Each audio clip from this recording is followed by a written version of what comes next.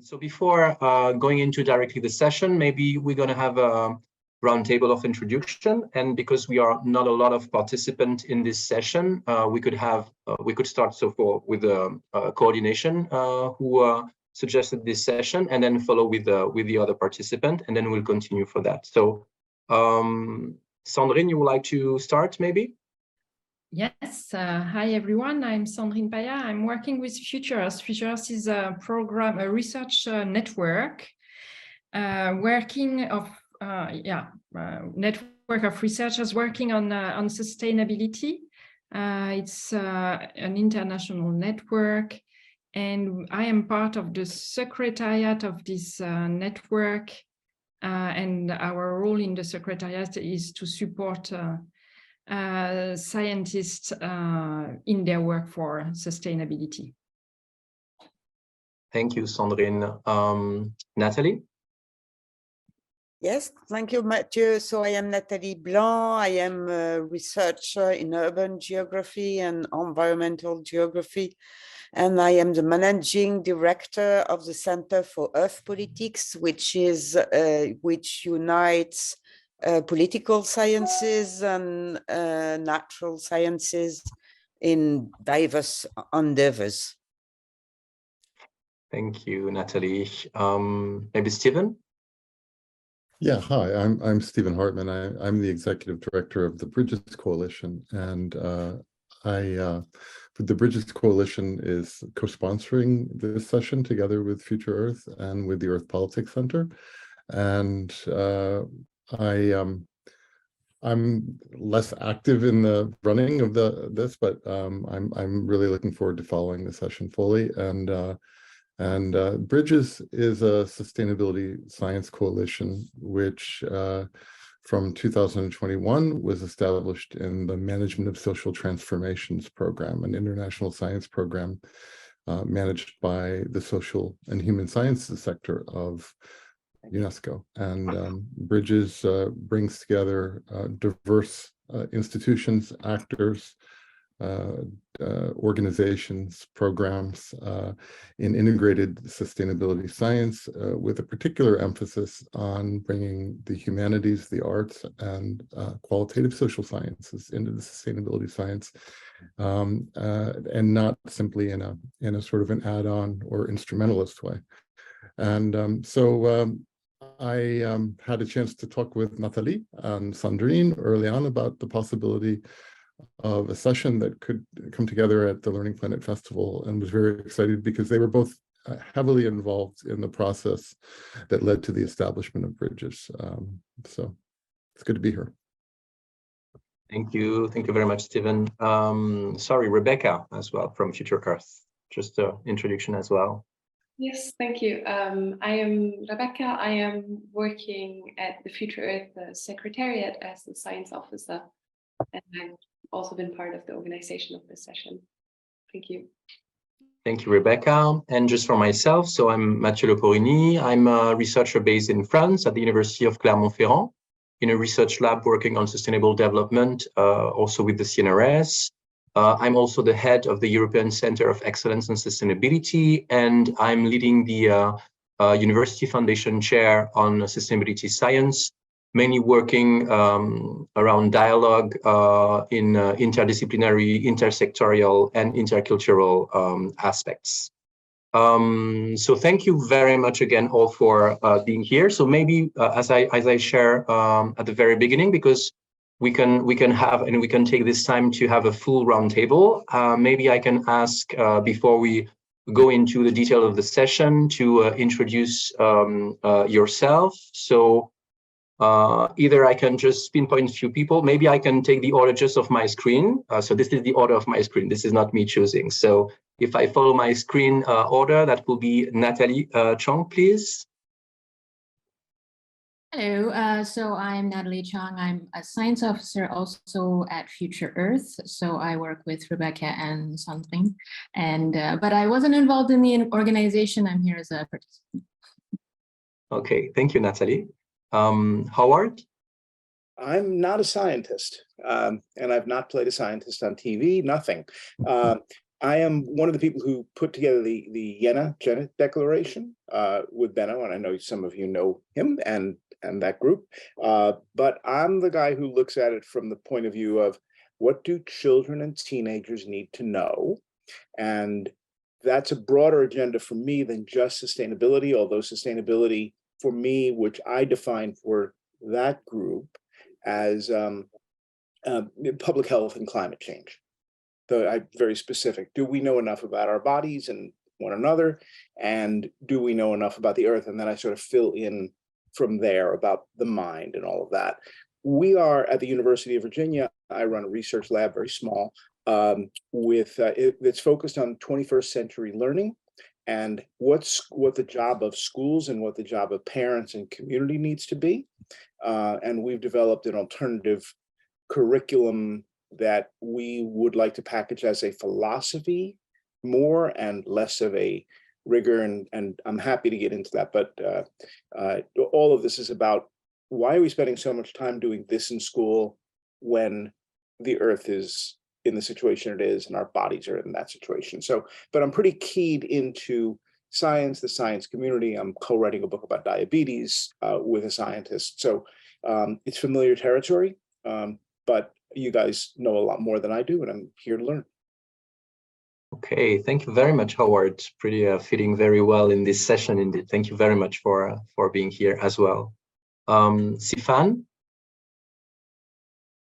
Hi, I'm Sifan from Sri Lanka. We run a democratic school called Kinder Republic. So it's an alternative to the conventional schooling system. And one of the things, of course, that we're thinking of is what kind of things should we focus on? I mean, there's obviously a lot of challenges with the conventional system, and that's why we're running an alternative. But in terms of what kind of things education should cover to help people for the future, then like apart from the like normal literacy and numeracy and things like that, foundational things, what else should be included? So that's why this session intrigued me, and I thought I'll drop in. Okay. Thank you very much, Stefan, as well, being here. Very interesting too. So on the order of my on the screen, we had Federica, and so if this is still the case, Federica has like a mic issue as well. And she just wrote on the chat that she is a physicist and is working between Italy and France. I don't know if you want to add anything else, Federica, in the chat. If you want, you can, of course, add it also when we continue now to Heiner. Can you hear me, Heiner? Not sure. We can't hear you. I'm not sure if you are hearing us. Okay, Federica is adding that she's interested in environmental sciences. So Heiner, I'm sorry, I'm not sure if you can hear us. If this is the case, maybe just write something on the chat as well, because we can't hear anything if you're talking. Maybe you could maybe leave and come back again in the room if nothing is working. Okay, so let's maybe continue from there. So just to introduce a bit this session. So first, to mention also that so we've been introducing also ourselves first at the organization committee, but our role here will be, of course, to have a moderation role within the different sequences, but we can also be participant as you, so equal participant during this this kind of game or session or practice, I will say. So the aim of the session, as it was suggested in the on the website, is to work together on our capacity to project ourselves into the future. So we will project ourselves in 2050, so in around 30 years from now. And while being in the future, we're gonna try to look back to today and identify the needs both of knowledge and learning processes that will be needed to achieve that situation in 2050, where we are going to project ourselves in a couple of minutes. So it's really working also on our imagination. So I will let Rebecca then to introduce and start after that. But I would really to invite you to try to dive and dig into full imagination and try to be free as well, out of our own boxes, I will say, and maybe mindset, to try to imagine that situation as real in the future, so that it will open maybe a new perspective also of ideas and maybe new narratives. So few points before we start. So of course, we're going to ask you not to interrupt each other when someone is speaking. And in order to make sure that everybody take the time and has the time to share, we're going to try to limit a bit the sharings during the different sequences. So we are not too many, so I'm quite confident it will work, but maybe it will be maximum, so you don't have to speak 3-4 minutes, but maybe we will limit to 3-4 minutes per sharing, so that we are sure that everybody can get a chance to speak. If you want to speak, like in the order during the sequence, please use the raise hand button. So I guess everybody now is used with the Zoom. In case you're not, so this is on the reaction on the bottom right of the Zoom window. And then, so you click on reaction and then you click on raise hands. And finally, of course, maybe this is obvious for everybody, but I would like to invite you to be respectful of each other and to acknowledge and value the diversity of ideas, sharings, and experiences that might also be shared during the sequence. So maybe we had just one more participant, if this is okay for everybody. Marisa, can you hear me, Marisa? Not sure. You're muted, Marisa, if you want to say something. Yes. So if it's, we just finished like a round table, just to introduce very briefly ourselves. We didn't yet start concretely the sequence and the game, I will say, the practice. So if that will be possible, and if you do agree, just to have a very short introduction from yourself, just sharing who you are and what are your interests in joining the session and maybe your activity, please, if this is okay for you. You're still unmuted.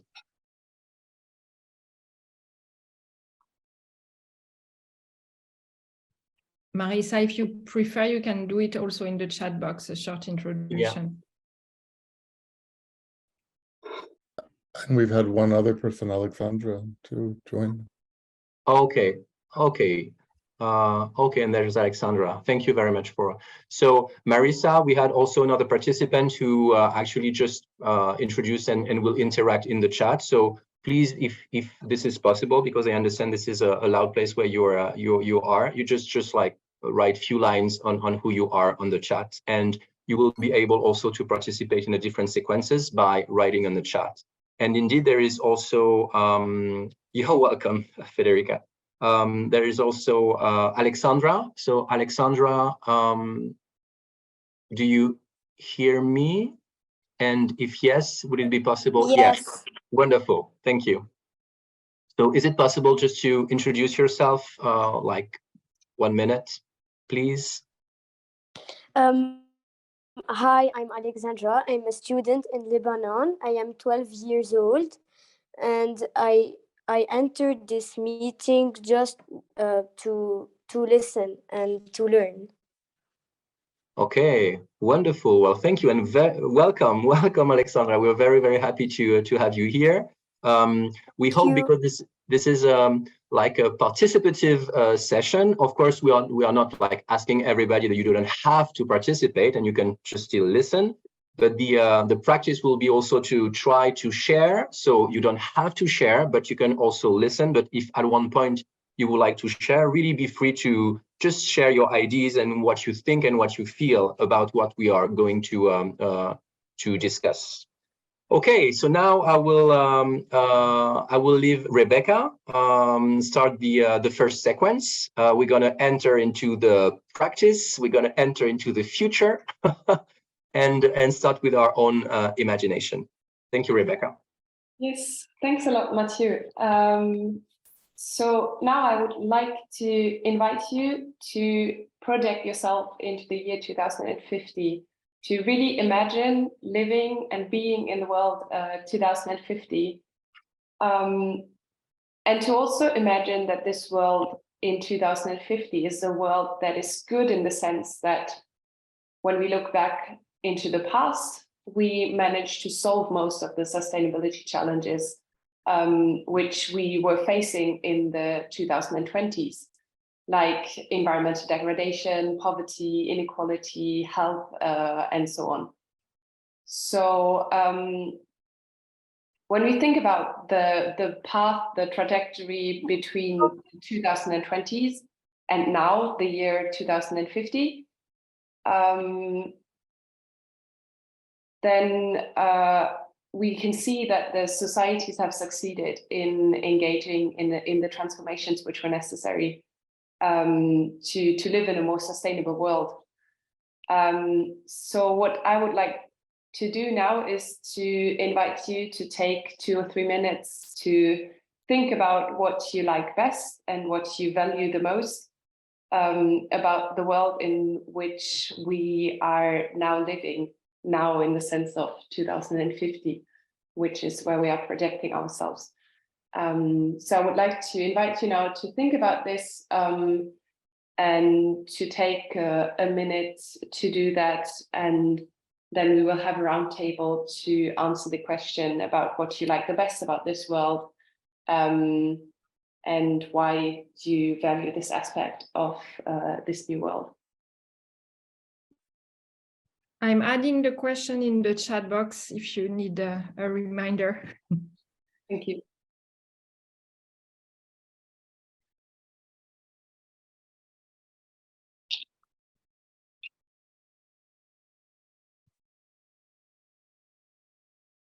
And maybe for Arina, who just joined, we are going through kind of exercise, and in the current sequence, everyone is taking a couple of minutes to reflect on one question, which is about the world in 2050. We imagine we are in 2050, and we would like to know what is one aspect that you like a lot, that you value a lot in this world in 2050, which is a sustainable world.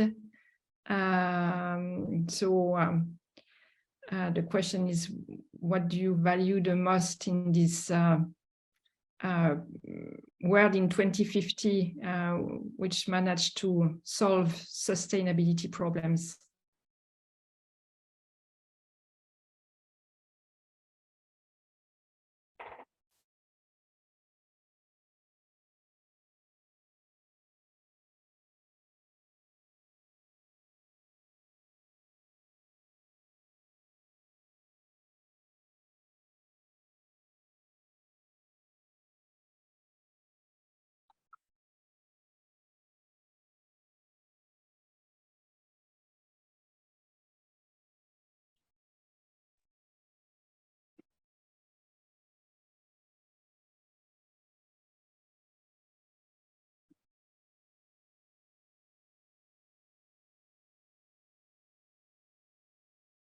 Yes, so maybe we can start a roundtable about what you like the best and value the most about this world in 2050. And I saw that Stephen raised his hand. Please go ahead. Yeah, so 3 things that I think are interlinked that I like about the world in 2050. Makes me think back to some articles I was reading 30 years ago as a young man in 2020, when it had been pointed out, for instance, in some of these articles based upon scientific reports that had taken place, headed up by the World Wildlife Fund, for instance, that the indigenous peoples on the earth comprised sort of 5% of the world population, but were on lands that represented 80% of the Earth's biodiversity.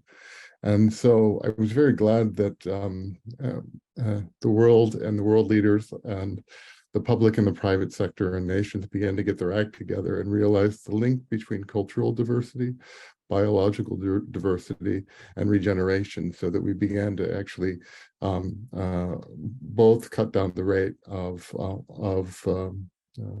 biological diversity loss, but also regenerate lands in a ways that also had a very important effect on the preservation of cultural heritage of indigenous peoples. So that's one of the things that I feel has been very successful in the last 30 years. Thanks a lot, Stephen. Sifan, do you want to continue sharing what you like the most about the world in 2050 that you're living in?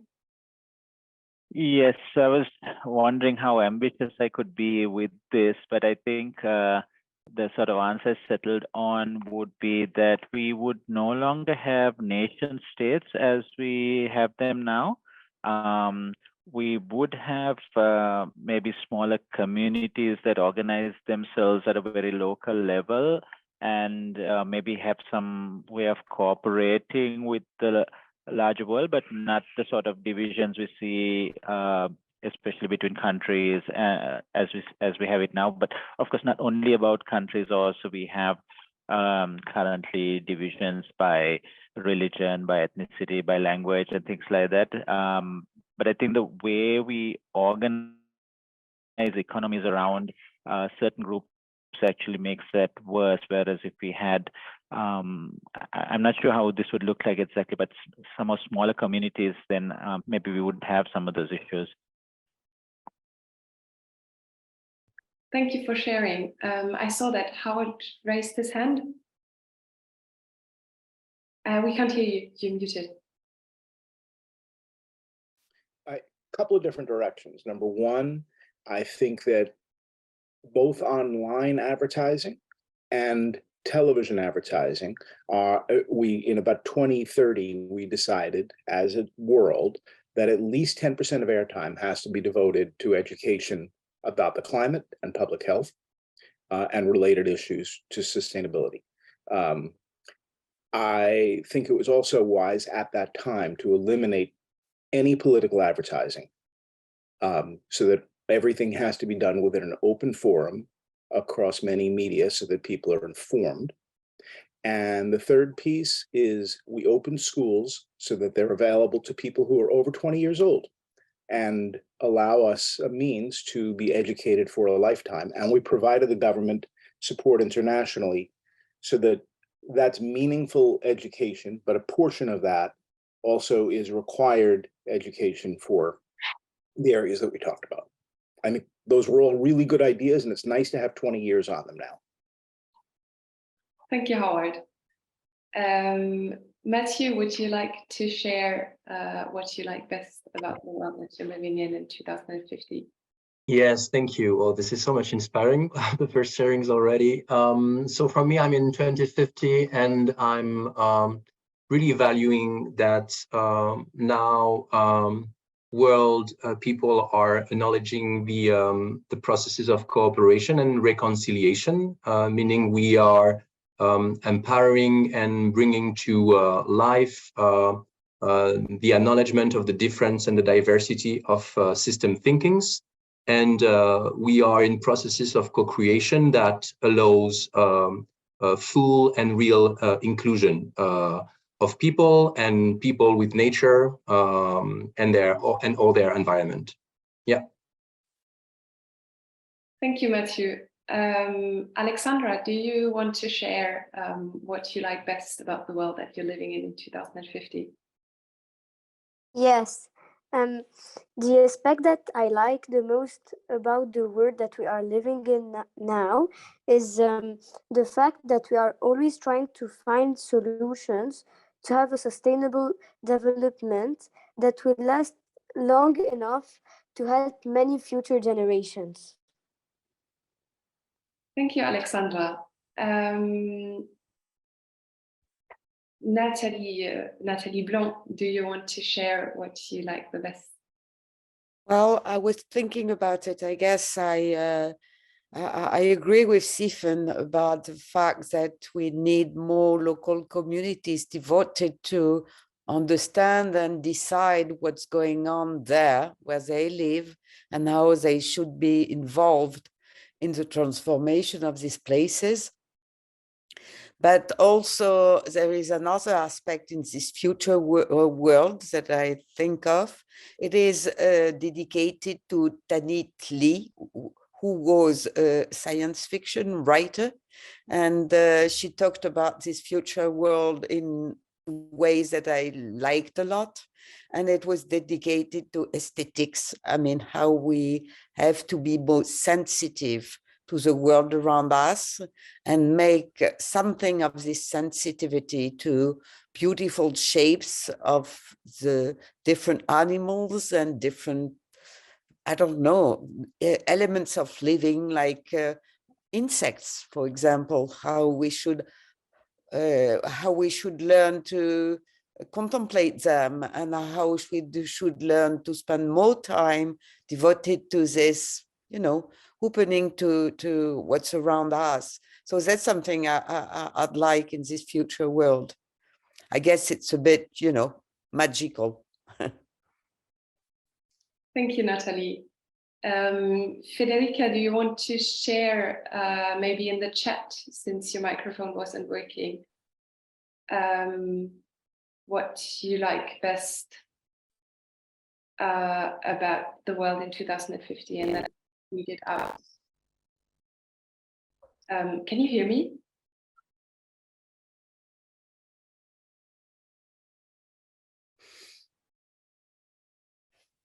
So Federica is saying in the chat that she shares what Mathieu says about diversity and inclusion. Thanks a lot, Federica. Heiner, do you also want to share something about your world in 2050?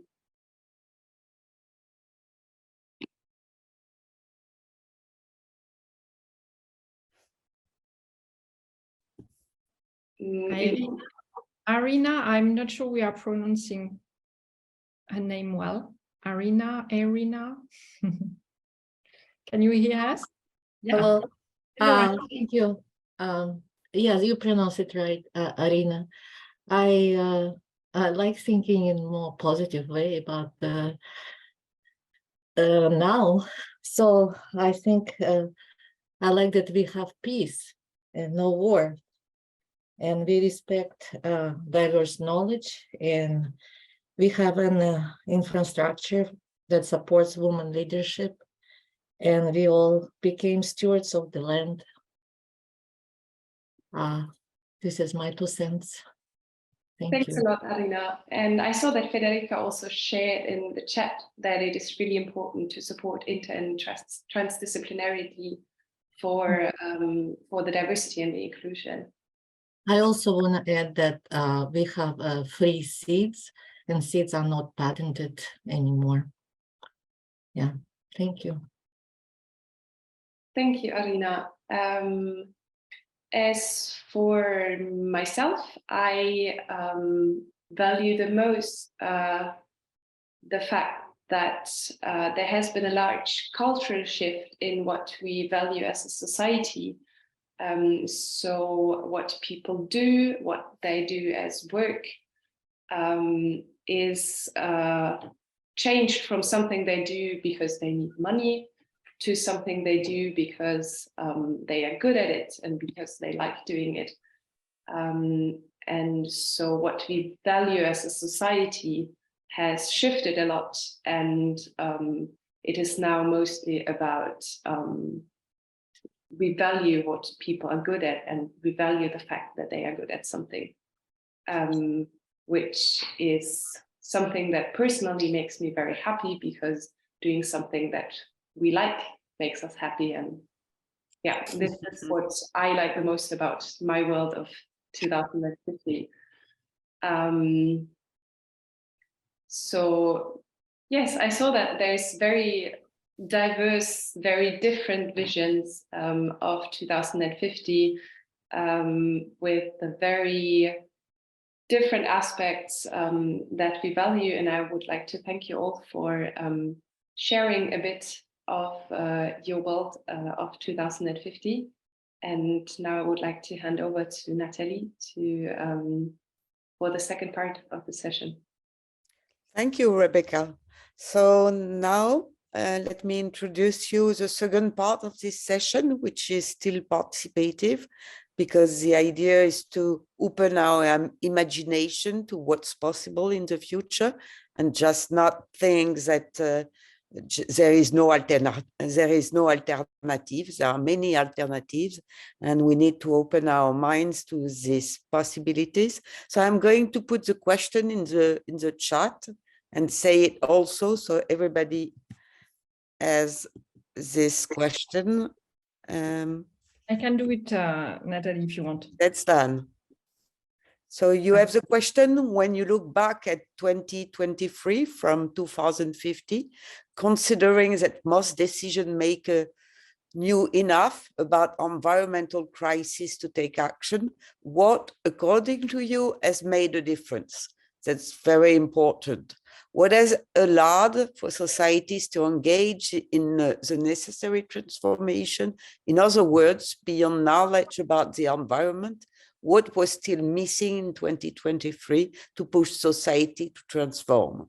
So you need to take the idea from the first part of the session and try to imagine how and what is necessary to transform from 2023 to succeed, to put forward your ideas.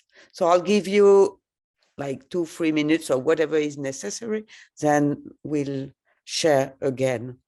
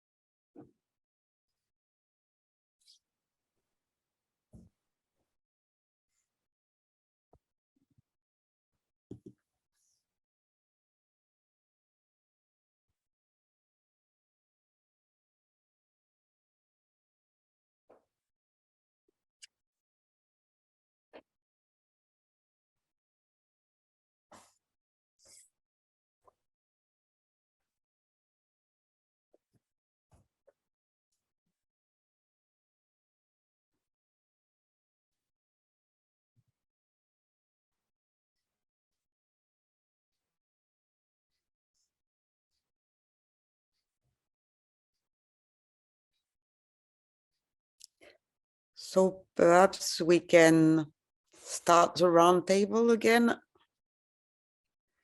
Who wants to start?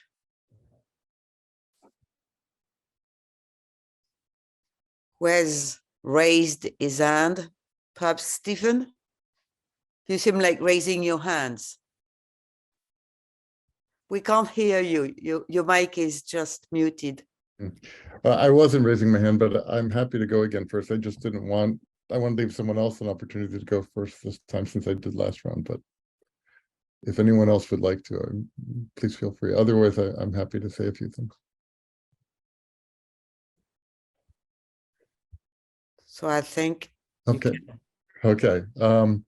Yeah, I think what was really successful is when from the middle of the 2020s onward, we saw a very serious mobilization to end hunger in the world, to eradicate poverty, to ensure gender equality, and then finally education for all. So those 4 SDGs, there was significant movement on all of them. And the net effect of that, I think, was to create a more equitable world that reinforced a lot of the other sustainable development goals, that helped us get to the present moment, where we do have a world less in crisis, more in balance on a planetary scale, with greater respect for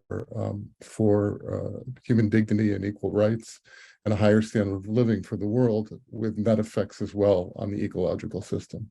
So those are the things that strike me looking back at 2023 and what began to seriously happen shortly after that, that I think had decisive effects.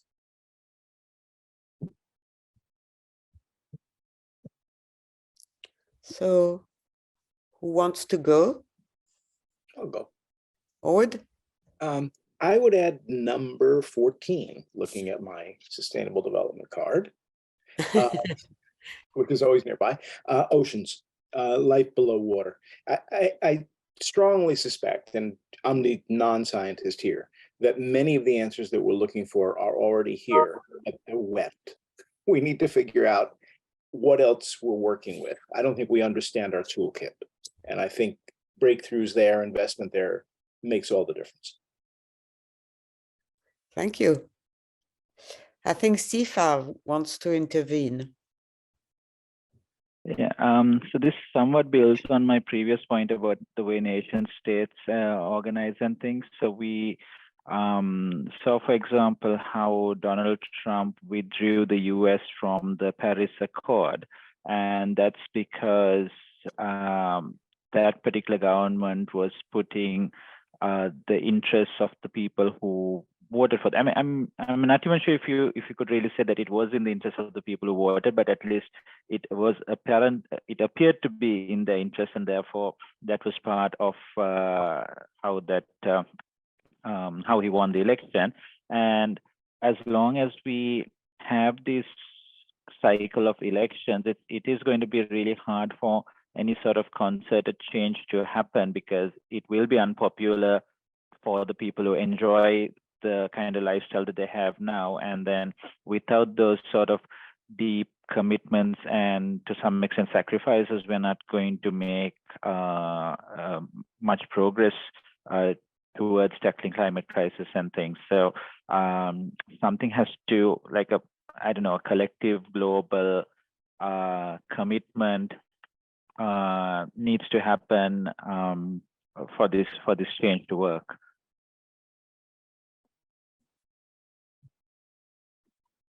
Thank you.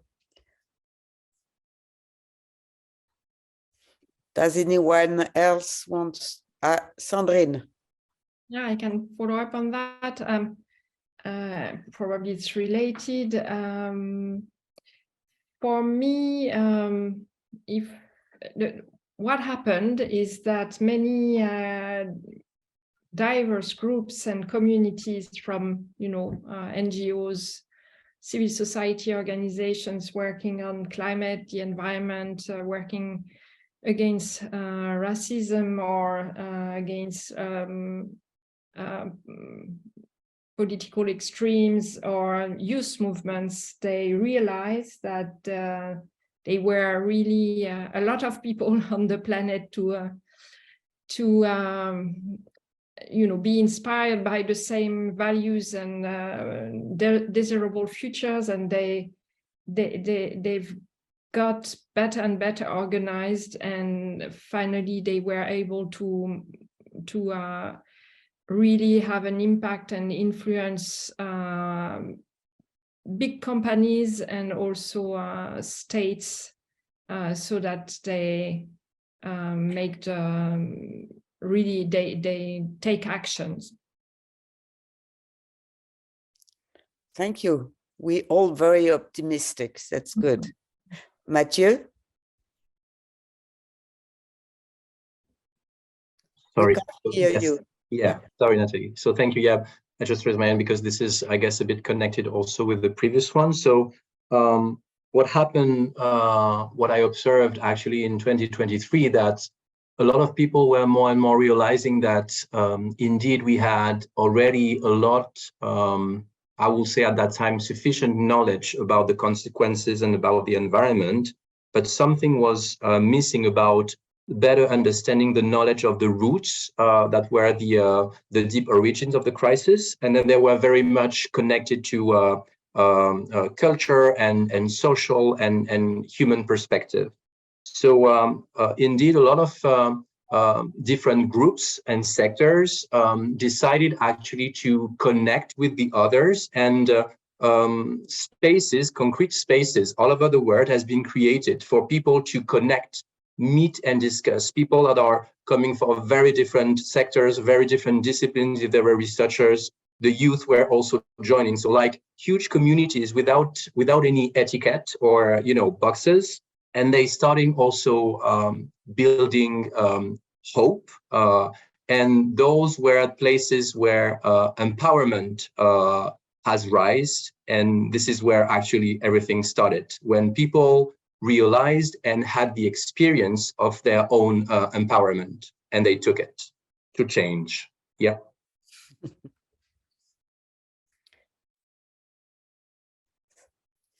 Is there anyone else who wants to intervene? Federica, even through the chat box, if you want, or Alexandra or Arena. So Federica writes that, in my view, communication doesn't work. It is not effective. So the gaps between politics and society, science and society, and science and politics are still there. It's true that if you look back to 2023, communication doesn't work very well.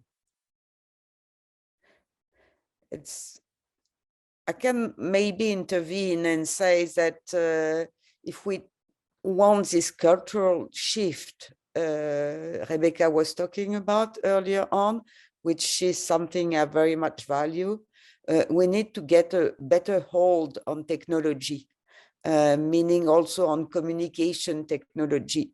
Because what we see now is that the internet and other bits of technology like that were very much thought as being a tool for better democracies. And what we see is they are doing exactly the contrary. And we can fear, in fact, that these tools of communication may be part of the root of illiberal democracies and moves us very far from what we should do in terms of environment. So that's something we should go for, I guess. Alexandra, I don't know if you see in the chat box, Natalia, Alexandra would like to say something. Okay, yes, please do. Personally, I think that if everybody will get concerned about subjects like pollution, poverty, racism, yes, societies will be able to transform better, and yes. Thank you. You're Arina, welcome. maybe? I think Rebecca wanted to say something at some point, but she... Rebecca? Yes, thank you. I wanted to add something to what Mathieu already said, which was talking about the cultural shift and a shift in what we value.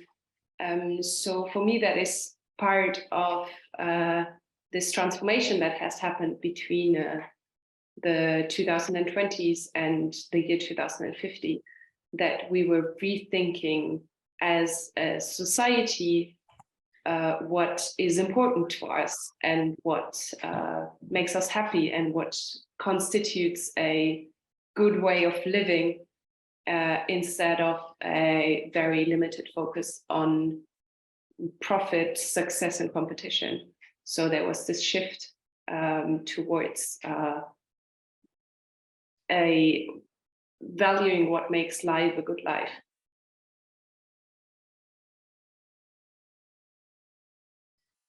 If I may to add, I agree with everyone.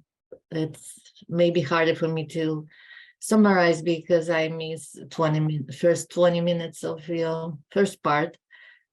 But I think, yeah, we realized that we are divided and people working harder to unite on the base of their values. For me, the most important in number 16, peace, I think we cannot move on without learning how to keep ourselves in peace. That will help us to then come out from the crisis we have with energy and water and other resources. I live in Arizona, and there are a lot of efforts to solve those issues with water, in the climate change situation. And I see there's a definitely change in way of thinking and about the resources, not as a commodity, but more as a valuable assets for life, for everyone. So, but if there's no peace, it's just very hard for me to think about the future. Thank you. Thank you. So I guess we're the full round. Stephen, I see raised his hand. Oh, yeah, Stephen. Yes, only if there's still time in this round. If No, there's you can go ahead. No trouble. I would just like to say, following up on what Irina said, that peace, of course, has been decisive. And I think that this ties in a couple of ways with corporatism and a sort of a revolution of values that I think we saw happen during the last generation, with away from accepting robber baron capitalism and truly understanding corporate social responsibility and environmental responsibility, not just as a greenwashing strategy, but actually as a means of justifying sort of corporate activities in a broader social sense. And one of the knock-on effects of that was that I think that we both saw, on one hand, the banning of corporate sponsorship in public, important intergovernmental and civil society activities such as the climate change COPs. But we also saw more responsible corporate representation that wasn't simply trying to greenwash things. And then finally, I would say that had, I think, similar effects within the sphere of peace, because brokers of death were not accepted anymore, in whose interests stimulating conflict was part of the business model. So I would say that these are some things that were part of a shift in values that was successful over the last generation that I think helped to contribute to the better world we're living in now. Thank you. Yeah, I could add that we need to think about how reaching for more equalities, because it is at the heart of what's going on in terms of war, in terms of ill distribution in between our countries, but also inside each countries and each territory. And it is a strong engine for more destruction. So that's something we should really have into focus, I guess. Are there other comments? Or if not, I'll leave the floor to Sandrine, who will go for the last bit of this session. Thank you. Thank you, Natalie. So now we have some key missing elements, and it's about change in values, about change in our capacity to be more unified, change in the communication processes as well. So let's go back to today. I'm sorry about that. And now I would like us to think of about these missing elements, how we can have them become a reality. But what is the role of the education, training, learning system in making these missing elements reality? So the question is in the chat box. We are back in 2023, considering the key missing elements we proposed earlier, how our current, saying we are back in 2023, so current today, modes of developing knowledge, modes of learning, education and research systems, etc., all in the field of knowledge development. How could it be improved or transformed to make these missing elements really possible? And I don't think we need time for reflection about that. I think we can directly go into the discussion about it. And I see that Sifan has raised his hand. Go ahead. So a key part, I think, of the change in education would need to be that right now, as I see it, most education is seen as a very individualistic pursuit. So like, will I pass the exam? Will I graduate? Will I have a good job? Those sort of things. And this actually puts people at competition with each other.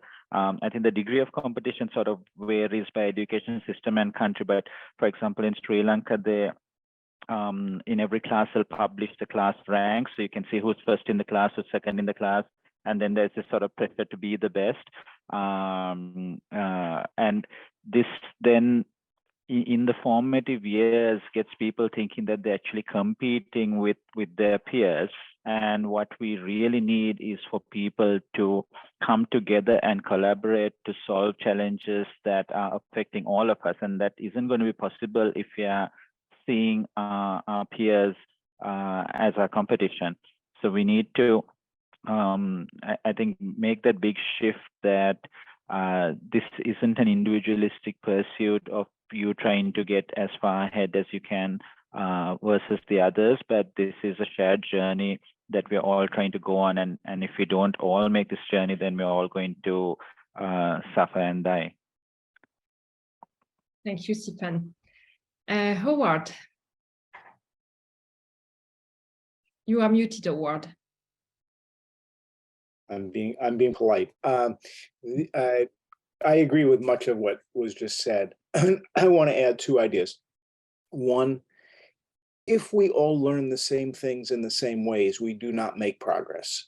It used to be that we needed unification of curriculum and all of that. Now we need diversity, and we need to completely shift over to a model where there are fundamentals learned by everybody for a small amount of time in every core area of study. But mostly we need people free to learn what interests them so that they can go deep and go wide, and we can figure out what's in the oceans, et cetera, et cetera, et cetera. And I would like just one pitch. I would love to have more of this conversation. I'll put my my credentials in the chat, but please reach out to me because I'd love to talk more about this with very smart people. Thank you. Thank you, Howard. Somebody else wants to take the floor? Federica, Arina, Alexandra, you are probably in a school at the, I mean, you know, you are doing, you are still not yet a student, but I'm at school. Yeah, so tell us what you think about this question. What should be changed in your school? Me, I am not talking in my response about school, but like about universities and yeah. So our current modes of developing knowledge like learning and education could be improved if all the people have the freedom to learn whatever they want to learn, and they have to be able to have the can I say one word in French? Yeah, of course. Les moyens d'apprendre. The means to learn. Yes. Yeah. Thanks a lot, Alexandra. I see that Federica said in the chat box, different worlds should meet: politics, science, society. This means that languages should be modified in order to share information and messages. Exchanges with society should be made effective, so scientific data should combine with common knowledge around different territories. I see Howard highlighted that what Alexandra said, people should be able to learn whatever they want to learn. I think that's quite important. It's something which resonates a lot in the French change in the education system at the moment. It's going exactly in the opposite direction at the moment, actually. So not a good point.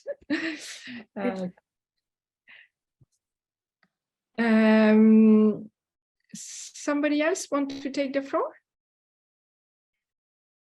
Arina, do you have anything to share with us? Probably not in the moment, but yeah, I really inspired from everything I heard, and a bit overwhelmed. Thank you. I see Mathieu raised his hand. Yeah, sorry, Mathieu, go ahead. No, that's okay. That's okay. That's true that after that sentence, I just want to meditate on this.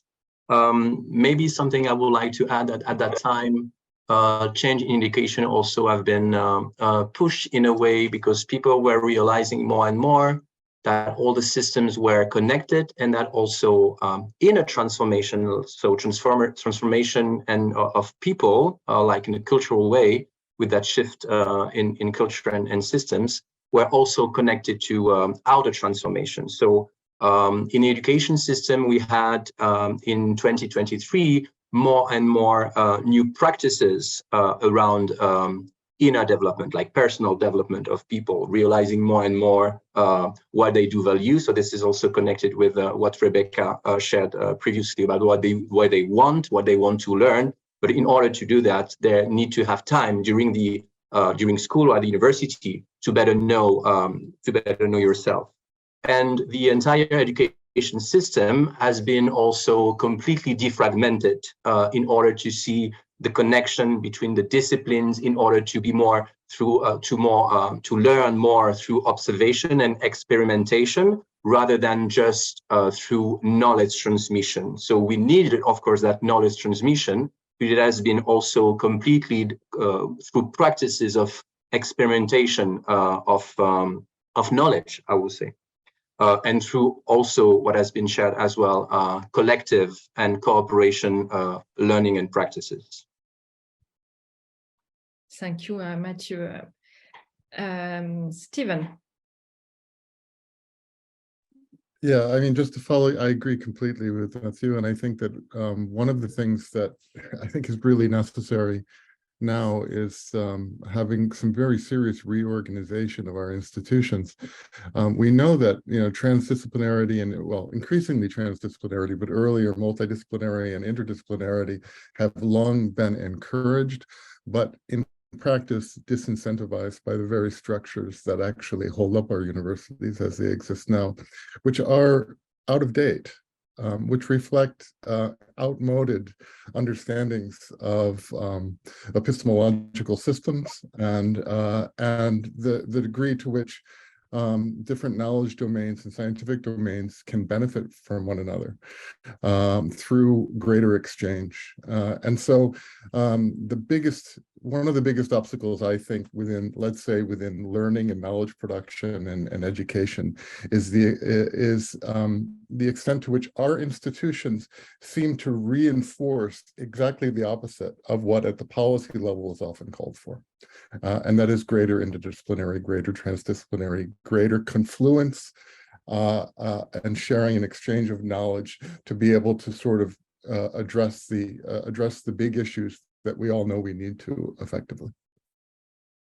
Yeah, and about that, we are probably back to the question of value, because what is developed at school and in university is also in relation to what we think, what is valued in society. So probably the changes in values are at the roots of the transformation we need for many aspects.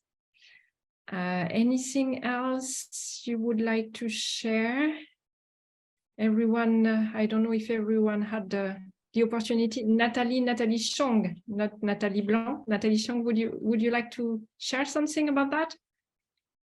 I don't know what else I can add because I do agree with a lot of what was said, but yeah, I mean, just needing to break down these boundaries between what is legitimate and what is not legitimate. Having a university degree, what does that mean? What kind of knowledge is valued, and how do we restructure the universities to value traditional knowledges, or does it even have to take place in the university? Is there a different structure that we can incorporate these knowledges that make it more of an equal, like less hierarchical in society? I think these are things that we need to think, and I'm not sure how that will happen, because of course there's a lot of power dynamics that are holding these institutions up and holding these structures up, and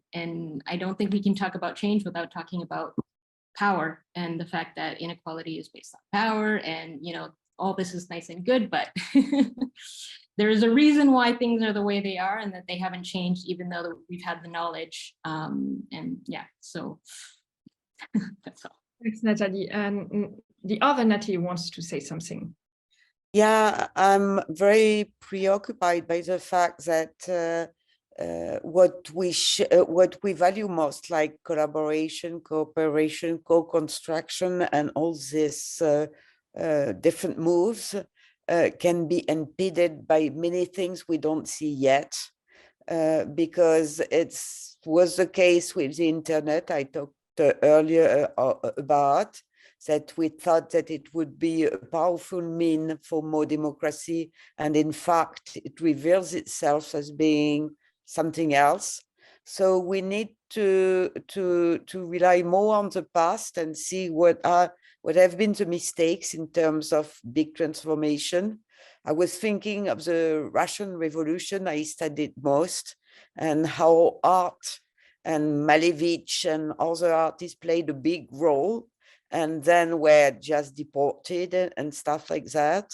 So we need to ponder about what happened during these moments of powerful transformation, and bringing us very far from the powerful and generous dreams that were at their birth. So that's something I guess we need to be very careful of. Yeah. Thanks a lot, Natalie. Howard. This is wonderful. I wonder if we can go a step deeper. And I'm reading very carefully what Alexandria has been saying, but also that all of us. So the power, which obviously drives this, isn't in the hands that it had been, or that is changing. And here's why. Half of the people on Earth, and more than half of kids, have access to the internet and use it to collaborate globally. This is a disaster because for people who want to hold on to power, because we're able to communicate broadly and share ideas as we're doing right now from different countries. The difficulty is we haven't empowered children and teenagers in the way that we need to. And the reason that's important is there's 1 billion of them who are capable of participating in the conversation. The school structures don't permit that, but there are, and I've done the counts, X hundreds of millions of teachers. I would guess that half of them, I interview teachers all the time, would be very interested in being part of that. The number of people who want to hold on to power is much smaller, but more importantly, they stay in power because they do more or less what people want them to do. If there's pressure from below, bottoms up, then they have to listen. Media covers it. It becomes uncomfortable. They shift some. You can't get top-down power to get rid of their, I mean, certainly in France, that didn't go well with the Enlightenment and all of that, right? A lot of people died. In the United States, we had to kill a whole lot of people to make this the way. There's a history of this. And we've been doing it for a long time. We have to look to that, but we've got connected populations everywhere, but we're not using them. So the theoretical conversations are fine. I'm very focused on how do we structure this in a way that's practical, that gets kids at the center of the conversation and teachers with them. And I would love to talk more about that. The theory of it, we all have our heart and soul issues, but I'm actively doing this every day and I need help. And I'm hoping that this is interesting. If not, then we won't talk about it. That's okay. No, actually, it's really interesting what you are saying, because, you know, until recently, as a research organization, we were focusing a lot on what we call the science policy interface, how as scientists we can have an impact on policymakers. And recently, at least in the team we have here in France, we realized that it's not the good target, the policy arena, because we are not going to make a difference here. Yeah. And the good target is probably more people involved in education, and not only, you know, not only PhD programs and all these kind of things, education from elementary to until university. But it's the same. We are more and more convinced of that, but we were asking ourselves, yes, but how we do that? How we get we reach out to the right people in this arena? And actually, organizing a session at the Learning Planet Festival this year was, you know, a first step towards this direction. So I'm not answering really what we could do together, but definitely we can talk. I see Mathieu has his hand raised. Mathieu, go ahead.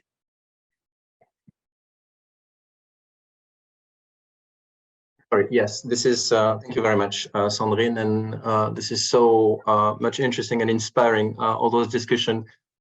Yes, indeed. I mean, for me, we've been discussing for now a few times now on those issues, and I think that cultural shift is really at the heart of what is needed, I will say, at the moment. And that defragmentation, and this is part of just speaking with my hat of a researcher, that fragmentation where we are living in the countries, in our organization, everywhere between the countries. For me, this is really that deterministic culture where we are living in, with that positivist and reductionist approach that makes us believe actually that everything is good or bad or 0 or 1 without seeing the complexity of life. And we need to go back actually, or to complete, not to go back maybe, but to complete that deterministic approach with more holistic approach and try to defragment. So defragmentation is exactly what we are sharing, I think, from the beginning. It means that we are connecting again people, youth, teachers, students at equal level. We are learning and we are teachers at the same time, because this is how this is happening. So for me, all those processes are really related to that cultural shift that we need also within the education. And that's important actually for me to bring at the same table everybody, even the person that you might disagree with. Actually, they are part of our system in 2023. And that's in a way, that's not possible to say, no, you don't have to come to the table because I disagree. And maybe I see in you one of the cause of the crisis that you're in. Because if we are bringing them out, then for sure, because of the complexity, we will have, we don't know when and how, consequences and feedbacks because of reciprocity in our process. So reconciliation, we were speaking a lot about peace from the very beginning. I think that those processes of peace, but in a like general way, even between each other, are key in that process of paradigm shift. Yeah. Thank you. Stephen, you wanted to say something? Yeah, thanks very much. And I couldn't agree more with what Matthew just had to say. And so two things that occurred to me, thinking back to what you were just talking about, Sandrine, about moving away from the political sphere. And I understand that position entirely, and I'm very sympathetic with it. And I understand the need to be focusing, for instance, at the level of education and sort of democratic education. At the same time, I think it's really impossible to mobilize what can be achieved there without going into the political realm, because right now, in a lot of countries, education is just not valued enough. The people who train as teachers are often working, in some cases, for a very difficult job, very hard hours, very difficult mission, and under-resourced, and schools are under-resourced, and these ultimately, of course, are political. And so I only wanted to sort of say that I totally agree with you, but I think we can't take our eye completely off the political realm, because these things too. Making progress in one area without the others could be hard to see really making progress on. Yeah, sure. And the way I put it was probably misleading. Of course, I'm not saying that scientists should give up with the policy arena, but there are IPCC groups, the group of experts, IPCC, IPBES, and they are very active. But us as a small team working on sustainability science, it's probably more effective to build collaboration with teachers in schools and at university. It's more effective in terms of the impact we can have. But of course, scientists, generally speaking, must continue to work with policymakers. Natalie, you wanted to say something? Yeah, I think very much as a scientist, we've very much cornered in between accompanying politics and being critical of what's being done in this field. And we don't know how to move in between these two constraints, what we should do. For example, if you look at the IPCC and the next COP, which is to be held in Dubai with a president of the COP, which will be a gas man.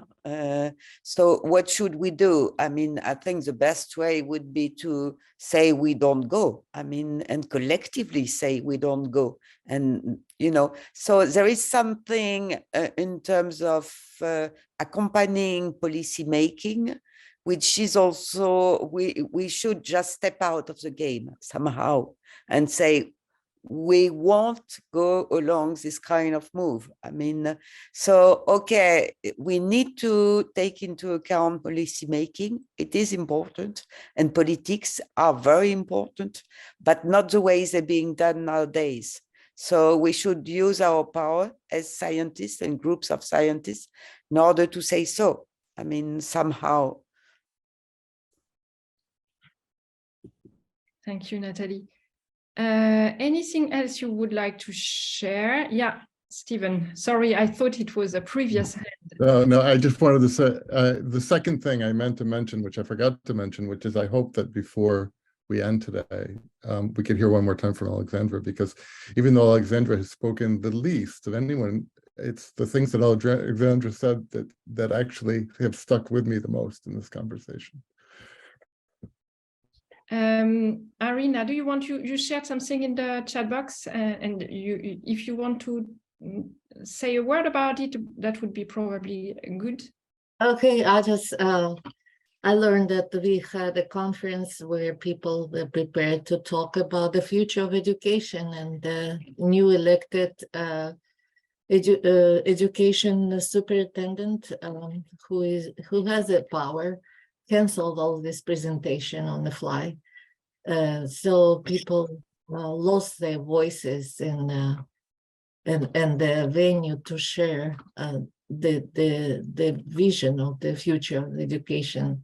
So as much as I hate politics and I want to be as much far from it, I agree that yeah, somehow we need ways to contribute and support and make our voices heard and that political arena as well. Yeah. Thank you. Thanks, Arina. Any comments, other comments, whatever topic? We had sequences, but we can, before, yeah, Edward, before wrapping up, we can say whatever we want now. I want to hear more from Alexandra too. Could we have a conversation? Can I ask you a few questions? Yes. Okay, so you're 12 years old, you said, and you're in Lebanon. Where in Lebanon are you? In Beirut, the capital. And what are you interested in? What, I mean, you're the only one here who is a kid, so we're going to start there. Like, when you look at the world, we're like, I want to do that. So what does your future look like? I didn't, can you please repeat it? Yes. Yeah. When you think about your own future, what does it look like? What do you want to do? I would maybe like to be a lawyer or something, and part-time job, an author. And I would also like to help poor people and create an association to help them. Because there are many poor people in my country, and sometimes I see kids in the road and I feel so bad for them and I want to help them. And yes. And will you live in Lebanon, do you think, or in that area, or will you move somewhere else? I don't know yet, but I'll probably stay in Lebanon. Okay. So tell us about Lebanon a bit, because most of us probably don't know much. So my country was a very nice country, but you know, for August 2020, there was a very big explosion and it destroyed half of Beirut. Yes, and we are in an economic crisis, and since our president Michel Aoun has retired, we haven't elected a new president. So, and $1 now, it's like 50,000 Lebanese pounds. So you're worried about money, you're worried about the economy, you're worried about safety. What else concerns you? What else do you think you need to work on? About what topic? What else worries you? I'm afraid that the economy will never stop and nothing will be like before, and that's it. Okay, and what makes you happy? Last question. What makes me happy is that in Lebanon, people are always positive. They always find ways to help each other, and we never give up. Lebanese people, they never give up. They give all what they have, and they always help in the most difficult of situation. And I feel that it's awesome of them. Great. Anything else you want to say to us or questions you have? Me, what question I want to ask? Yeah, we're all here. We're happy to answer.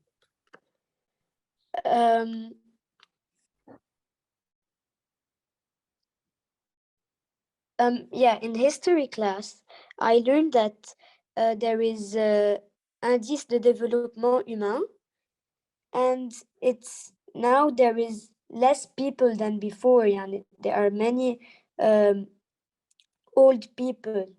So, and in some countries like in India, there is many kids and no old people. So, how can I say in French? Yeah, go ahead. Ok, donc dans certains pays, il y a beaucoup de vieux. Donc, plus il y a de vieux, moins il y a d'enfants. Donc, moins de gens vont travailler. Mais aussi, dans certains pays en Europe, il y a beaucoup dans certains pays en Asie, il y a beaucoup d'enfants et pas beaucoup de vieux. Donc, mais dans toute la planète, il y a l'indice de développement humain, il est en train de diminuer. Donc, ma question est, comment pouvons-nous trouver des solutions pour l'augmenter? Okay, so if I'm going to translate rapidly, Alexandra was talking about the difference in terms of, some regions with a lot of old people and some regions with a lot of young people, and in parallel, the Human Development Index is decreasing overall. I'm not entirely sure actually about that, but anyway, but we are sure that important dimensions of it at least are not improving at all. So what could we do about that? I'm not sure how, Alexandra, you link the proportion of young versus old people. But what I mean is that if there is many old people and not young people, how the population would develop? Like, comment la population va-t-elle se développer? Okay, but the Human Development Index is not about the growth of the population. It's about the lifestyle, the quality of life of the population. Yes. Okay, so it's not really, and the global population is going to increase until around 2050, 2060, and then decrease very slowly. And it's a big question whether it's a good thing to have a large population on the planet or whether it's a bad thing. Yes, that's it. Somebody wants to react, or shall we wrap up now? It was a very rich session. Maybe I give the floor to Mathieu. He can wrap up. Oh my God, yes. Thank you very much. I'm not sure if I think that those last conversations were pretty much like a wrap up about the different sequences. So maybe what is coming out from my perspective from this session is actually that we were speaking a lot about cultural shifts, diversity, freedom, peace, and I feel that actually we had some kind of very, very small experience altogether about what could be actually a transformative learning process, because we were coming from very different countries, sectors. We were not a lot, but still we had great great perspective and great different ideas from very different people, I will say. And we can see that discussing actually on those joint topics and try to understand where each people are coming from and what could be their projection to the future and what kind of solution they are bringing actually into our arena was very different actually from ours, sometimes complementary, but that was not like completely in opposition. So of course, if we are all here, it's because we do care about this topic. But in a way, we came here, and I feel, at least from my perspective, that I will go out from this session with a lot of ideas and with a lot of, I can say hope, actually, with a lot of hope and be positive. And actually, that's what catched me at the very beginning. Indeed, that was one answer from everybody, of course, but we mentioned Alexandra because, of course, she's the only kid here. And maybe we can ask ourselves why also each time a kid is like, why the sharing of the kids are so inspiring us, actually. Maybe there is something for us adults also to learn in that freedom of ideas and that free imagination and that hope that is still here. So Alexandra shared with us that maybe this is a bit also cultural from Lebanon, but I feel, I mean, everybody knows kids around us and they do have that. So I will say that our session for me has been a practice that actually we were thinking of, like a transformative practice of learning that was also collaborative without competition, that was bringing new information to ourselves. And maybe it is also bringing, again, I will maybe finish with that, it will bring hope, not hope as something that is not accessible, but we shared like concrete ideas of what could be implemented from now in order to see that change in the future. So really thank you all again for joining this this session, this practice with you. It's been a real, for me, and I'm sure from the other person from the organization team, a great pleasure. From my side, I already sent like few messages to get some emails because I have ideas of potential collaboration or just to continue the collaboration. Maybe that will be interesting just for those who want, just to share also the emails on the chat so that it's here. Of course, no obligation for that, but if we want to continue conversation, because this is very inspiring and it shows us how much this is important to dialogue with people that are not also within your own community, I will say. So I don't know if Sandrine, Nathalie, Stephen, Rebecca, you will add to, you want to add something on that? Yeah, I can add something on the, you know, the idea to think about the future is a way to unite. I think it's important to note that in terms of educational way of, you know, teaching each other how we can be together somehow.